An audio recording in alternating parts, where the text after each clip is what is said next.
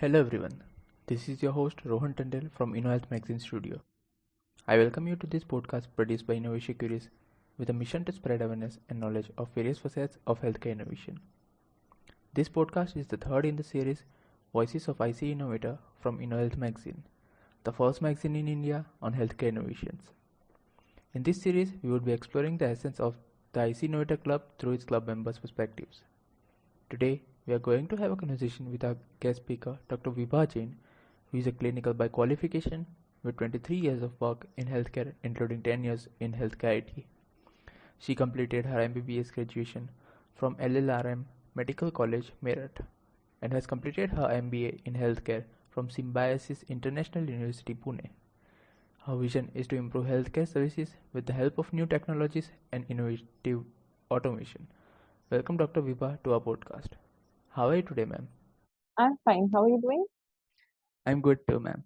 So now coming to the podcast, let me elaborate on the flow of this podcast. I would be asking you a series of questions and we may discuss your views and opinions on it. So let us begin. Yeah. First of all, actually, I'd like to thank you, the InnovatioCuris platform. We started with these series.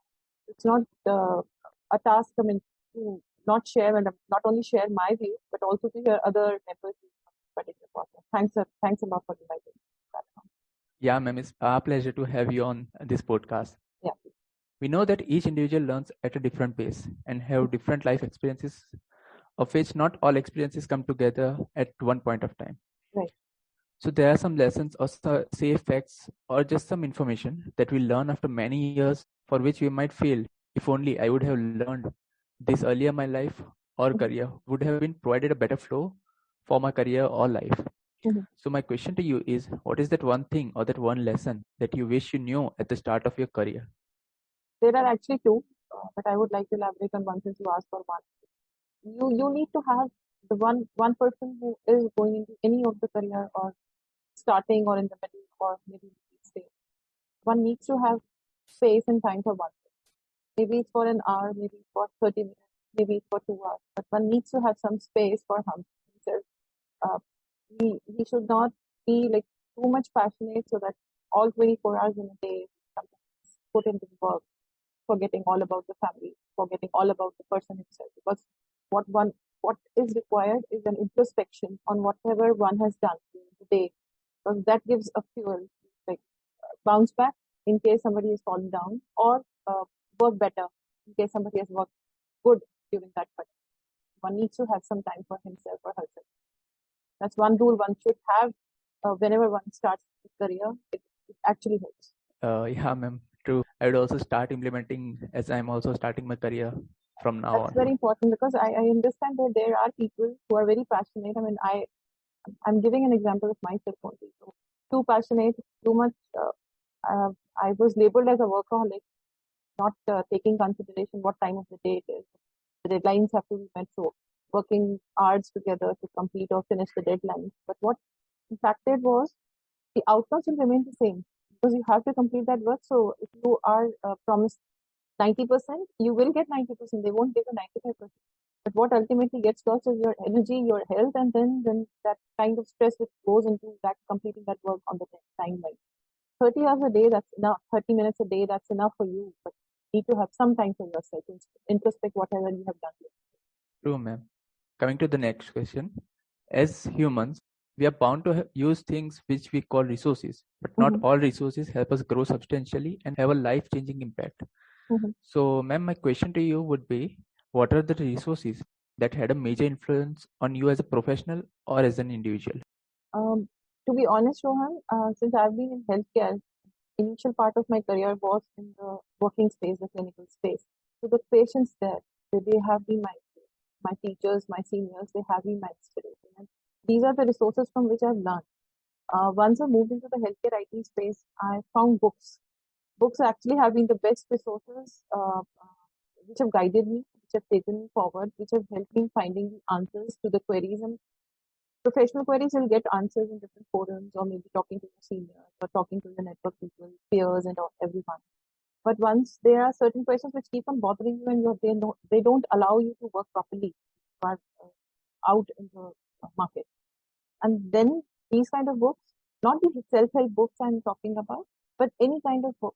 So this reading habit that actually gives you an answer whenever you are finding. And one or two books I would like to mention here is one book, especially I would like to mention is The Outline. That's a very interesting book. I think many people would have read it, learned about it. The other resources which have helped me grow is the networking forums. Something like the clubs like InnovatioCuris, InnoHealth Club. That not only helps me like meeting the people who are meeting on a regular basis, not because of any, selfish interest, but just for the sake of having a very healthy kind of a discussion on the areas, on the hardships, on the challenges. Because believe me, the challenges everywhere are the same. Everybody is trying to fight those challenges in his or her own way, in his or her own chosen field, and especially in healthcare. So these kind of forums, especially InnovatioCuris Health Club, that has really helped me. Yeah, ma'am. Those are some great resources, and I agree to your point that having people to talk to and just understand their outlook on various things, on various problems, would benefit a lot in improving oneself. So, coming to my next question, like resources, we encounter various kinds of personalities, of which some of them leave a deep impression on our minds. So, my next question would be, which person, or say, who are the people you idealize and why? So it will be again, it will be very difficult to name just one person because uh, I've always been not exactly idolized, but I've always been in deep inspiration or say deep admiration of the people who have paved the path which was not theirs to follow. They've carved out a path for themselves and actually have paved the way for people like us to move on that path. They've made things easier for us to go. And one person I would like to mention here is Dr. Devi Shetty. I have not met him in person anytime. I've been seeing his interviews only. I've been seeing his work only. But the way this person has single-handedly uh, taken the healthcare to a different height. Maybe it's a cost model, maybe it's service to the people, maybe it's adopting new technologies. But that's one thing which gives me, at least me, an inspiration that if one wants to do things, one can do it. It's just the focus is just what you say, conviction to do a thing, to create a path, and that's possible. True, ma'am. Now, coming to the next question, talking about careers, many people face various hardships. So, I would like to know some of the hardships you faced in your career and how you found inspiration from such situations. Again, a question I cannot give very specific answers to. Hardships, Rohan, honestly, hardship which I think I faced much was the mindset of the people. If I can tell about the career path I've chosen, I graduated as a clinician. So everybody was expecting, including my family, was expecting me to become, since I am a girl, so I definitely would have a choice in becoming a gynecologist, which I never had. Second thing was I would probably open a private clinic but these are the two things I never wanted to. Then I told them that I am not going to do these two things and I am probably going to join a job. That was one thing I had to literally work very hard to convince them. But fortunately, they never stopped me doing whatever I wanted to do. Second hardship I faced when I went to do my MBA. That was after some time. I had my baby after which I went to do that MBA. And then I treated into that part of healthcare IT. So again, the mindset. What you as a clinician and that you as a lady are you doing in healthcare IT? Nobody told me frankly up on front on my face. That was one thing which everybody was thinking, and it took me very long time in establishing the fact that look, healthcare is for healthcare people. Healthcare IT is a branch of healthcare only, so clinician can go there. And now we have so many clinicians coming up in this healthcare IT. I feel good. I feel look. I feel surrounded by people like me.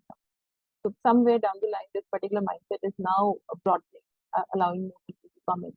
The way I face this particular thing has inspired me to be there, just keep on doing my work without losing my focus. Because I believe in improving this particular healthcare, and I thought, and I think now that technology is the way to actually improve healthcare going forward. Yes, that's it. Yeah, ma'am. Breaking the bounds set by society is difficult, and I would like to congratulate you on that, because it may seem that there were less pressure on you, but being a lady, you have broken those bounds and exceeded well in your life, ma'am. So congratulations, ma'am. And moving to the next question, besides your current profession, what profession would you like to explore? That's interesting. That's very interesting. And this is something which I've come across in the last 3 or 4 years, and I seriously want to pursue some more learning into that profession. Not that I want to change my profession, but yes, some more learnings I want to go in, and that's finance. Being in hospital for so long, working in the area of healthcare IT, there were many projects we had to go to the finance people for getting the approval for like when taking up any project in the organization and all. Anytime we go used to go, and that's and the purse string that that used to be like kind of stretched, that you don't have this much money, or we don't want to have this much. And they have their own reason, and they had their own valid reason. Over a period of time, I learned that they are very valid in their particular, because they actually are not. I am worried about my own project, one project, but what they have to do as people for the organization, they have to take care of the whole organization, right? And that actually taught me how to put my project in such a way that it actually brings in value for the organization. And believe me, when we were able to do it, we were able to get the approvals also. But in order that how this particular thing works, I think that is one area I would like to explore. Yeah, ma'am. That's a nice profession for you. You could try. It would be very much I'm enable you not to be a sure. self-reliant healthcare professional. I'm not sure, Rohan. I'm being in IT has become so hard for me, and Hard for you, yeah. again going into that finance space, being a doctor, then in IT, then in finance, is going to be very tough. But yes, I definitely would like to do that. Well, we can hope that you find the time to do the necessary work I to take your blessings get to now. know. I am taking your blessings now. Thanks. Moving on, we all do some activities or say stuff to get out of the daily stress. So what I would like to know is, what is the thing that you do that makes you feel your best self or rejuvenates you from the daily workload and stress? One is reading. I love reading books, and other thing is I love watching television. I am not sure many people would accept that, but I seriously love that. And sometimes it kind of mindless things which come on television, no? They help me like take a break from my routine work and not focus on it, because there's nothing substantial coming in there. There are certain channels like National Geographic or Discovery, but that is something which not. I like to watch the comedy channels over there, because they help you laugh, take away all your stress, and then within 15 or 20 minutes you're ready to on the world again. It's books and the comedy shows. True, ma'am. It's not necessary that watching TV is just waste of time. Coming from such career as you, if you can just relieve the daily stress and just put aside what you did the whole day and just have a good time, then I think it's a good thing to do, rejuvenate yourself. Coming to the next question. Yes. Talking about IC Innovator Club, I would like to ask what it means for you to be a member of this club. As I had earlier said in my discussion with you sometime back, it's been a great turning point for me. When I joined IC Innovator Club, I I met Dr. VK Singh in one of the conferences, wherein he mentioned that there is a club. So would you like to join? I said yes, sir, I would like to join. He was like, it's just a meeting of some like-minded people. We are not into something fashionable, or we are not something into the whole kind of those money-making kind of stuff. It's just a place for like-minded people to gather together. We have meetings once in a week where these people gather, exchange their ideas, their other things. So I decided to join in that particular club meeting. And believe me, over a period of time, I think it's been my second or third year now, it's been so enriching, Rohan. I would not be able to explain it in words. So, from the theme they select for their talk shows on every Saturday, the participation, the magazines which they bring out very regularly, which I like, and actually, it's different from all the other forums which are there, right? So we are not talking the same things over and over. It's something like its name, innovative. No, it's something which we are innovating every meeting. There is some new idea which comes up, and the people, since they are all from the same space, so we discuss out our challenges, we discuss out the things which we are facing, and probably come up with, okay, this is something which is possible. Somebody has done it this particular way. Let me try it in my own. If it helps me. not only in professional space but in personal space also, because you get to meet so many learned people. They've brought so good people on the forum together, and I've been fortunate enough to be a part of the panel. Sometimes the coordinator of the panel discussions. It's an experience which is not explained, cannot explain in words. It's really awesome, and I feel fortunate enough to be a part of this particular club, because believe me, this platform has given me this opportunity also to be on the podcast, to share my views, because today nobody is interested in one view. जो established है, people who are established, who are at the top rung of their careers, they are the people who get to talk. But there are people who are in the middle rung, who are in the lower rung. They have very good ideas. Probably they do not get the forum to express out their ideas. This is one forum which gives expression to their ideas. I think Innovative is also funding some startups also. There are new people on the block who are coming up with new ideas. They are seeking certain use cases from our industry. And that is where this conglomerate of like experience, passion, and the young, this combination of people in this particular club actually helps in keeping the pace with the things which are going in the world, keeps you rooted to what you are doing, and helps you in innovating. That's it. Moving ahead, I would like to ask, what are the functions that this club performs, and how does it help a member to grow as an individual? Like I said, Rohan, the activities which I have been a part to and which have been informed that weekly meetings which we have. So in this, like since for past 2 years, like from 2019, 2020 or 21, we've not been able to meet in person, but then there have been Zoom calls, Zoom meetings, and everything. Then there are some startup things, hackathons, or these kind of activities. And the magazine which is there, you can write your articles and you can put in the editorial board, they can publish your articles over there. You have interviews, you have one-on-one sessions, you have panel discussions. So all these kind of activities, they help you in like understanding what is going around the world, what is and it's not something which is limited to India. So there was one conference, I think, which was with the embassies. I think it was from Netherlands or wherever, but that was a 2-day forum, a full-fledged conference which we had. Then there was one conference which we had on the patient safety and the data security. So all these important topics which are pertinent to the healthcare, and the things are coming up. We have people from the government joining these forums. So this is a kind of a conglomeration which gives people who are there a platform to exchange their ideas, make new friendships, network, and then probably work in the space of healthcare to take it forward.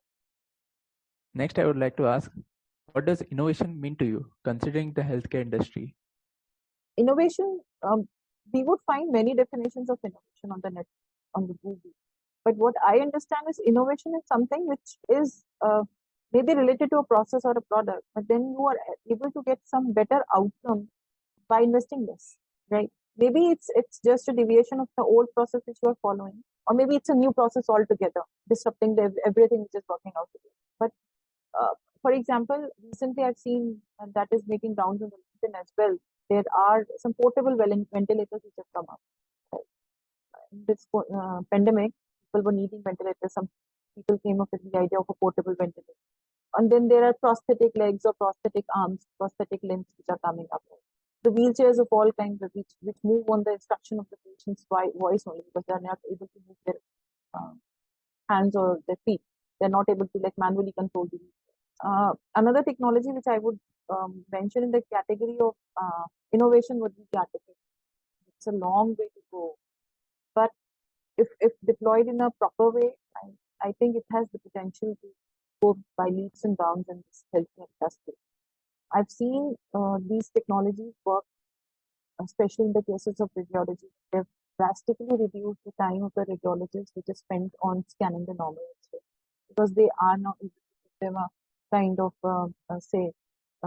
indication that this X-ray seems to be normal. You do not need to spend much time on this particular, and it got validated. I mean, this is just an example, because if I go into this particular topic, it's going to like have another session. It's a very long, elaborated topic. But innovation, yes, to me means less investment, better outcomes, and more value. True, ma'am. At the last, I would like to ask, where can our listeners connect to you? The listeners can connect to me on LinkedIn. I'm available there by the name of Dr. Vibha. They can connect to me on Facebook also. Facebook is a bit social. I have kept it private, but yes, professionally, anybody can wants to meet me. I'm open on it. You can join me. The link to connect with our guest, Dr. Vibha, would be down in the description. To conclude, I would like to thank Dr. Vibha for joining us for this podcast. Thank you, ma'am. Thank you, Rohan. Thank you, InnovatorCLUB. Thank you, everyone, for inviting me. Thanks a lot. Thank you. I would also like to call out to our audience to leave a comment with a review and let us know whether you like the podcast. Drop down a comment if you have a podcast idea or recommendations. You can also connect with us if you have a healthcare innovation journey of your own to be a part of our podcast series. And for more such content on healthcare and innovation, visit InnoHealthMagazine.com. Stay safe. Goodbye from your host, Rohan Tandel from the InnoHealth Magazine studio. Thank you. Thank you.